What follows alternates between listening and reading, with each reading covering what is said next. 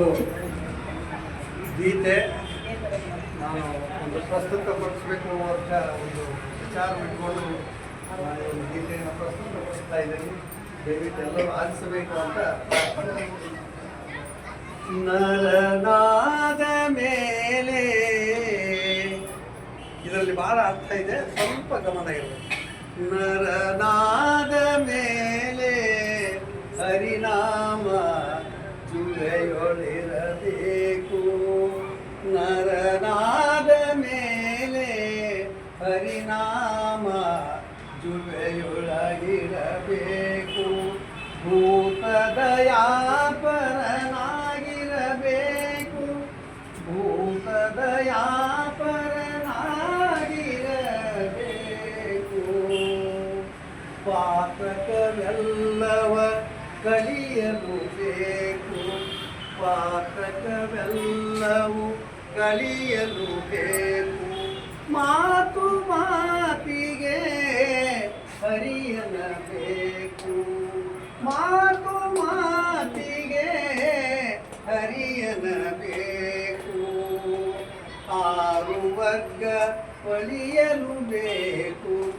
ಆರು ವರ್ಗ ಒಳಿಯಲು ಬೇಕು. ಮೂರು ಗುಣಗಳ ನೀರಲು ಬೇಕು.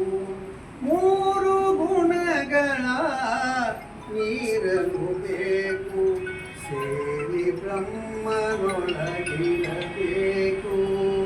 ಸೇರಿ ಬ್ರಹ್ಮನೊಳಗಿರಬೇಕು. ಅರ್ಥಮದಗಳ ತುಳಿಯಲು ಬೇಕು. ಅರ್ಥಮದಗಳ ತುಳಿಯಲು ಬೇಕು. ದುಷ್ಟರ ಸಂಘವ ಬಿಡಲು ಬೇಕು. ದುಷ್ಟರ ಸಂಘವ ಬಿಡಲು ಬೇಕು. ಕೃಷ್ಣ ಕೃಷ್ಣ ಕೇಶವ ಎನ್ನಬೇಕು. ಕೃಷ್ಣ ಕೇಶವ ಎನ್ನಬೇಕು. ವೇದ ಶಾಸ್ತ್ರವನ್ನೋದಬೇಕು. ವೇದ ಶಾಸ್ತ್ರವನ್ನೋದಬೇಕು. ವೇದಾಂಕಾರವ ನೀಗಲು ಬೇಕು. ಮಾಧವ ಸ್ಮರಣೆಯೊಳಗಿರಬೇಕು. ಮಾಧವ ಸ್ಮರಣೆಯೊಳಗಿರಬೇಕು. ನರನಾದ ಮೇಲೆ ಹರಿನಾಮ ಜುವೆಯೊಳಗಿರಬೇಕು. ಶಾಂತಿ ಕ್ಷಮೆದಮೆ ಹಿಡಿಯಲು ಬೇಕು. ಕ್ರಾಂತಿ ಕ್ರೋಧವ ಅಡಿಯಬೇಕು. ಸಂತರ ಸಂಗತಿ ಸಂತರ ಸಂಗತಿ ಪ್ರತಿ ಇರಬೇಕು. ಇದು ಸಂತರ ಸಂಗತಿ, ಆ ಪ್ರೇಮ ಇರಬೇಕು. ಸಂತರೆಲ್ಲ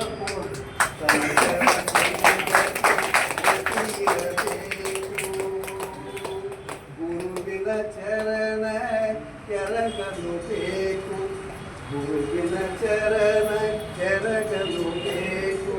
ನರನಾದ ಮೇಲೆ ಹರಿನಾಮ ಜುವೆಯೊಳಗಿರಬೇಕು. ನೋಡ್ರಿ, ಮಹಾತ್ಮರು ಎಲ್ಲ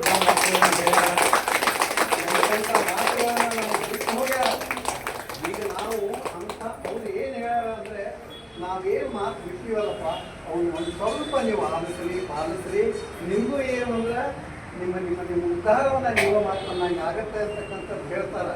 ಅವೇನು ಅಂತಂದರೆ, ಆ ಪರಮಾತ್ಮನ ಸ್ಮರಣೆ ನಮ್ಮದು ಯಾವಾಗಲೂ ನಾಲಿಗೆಯೊಳಗಿರಲಿ.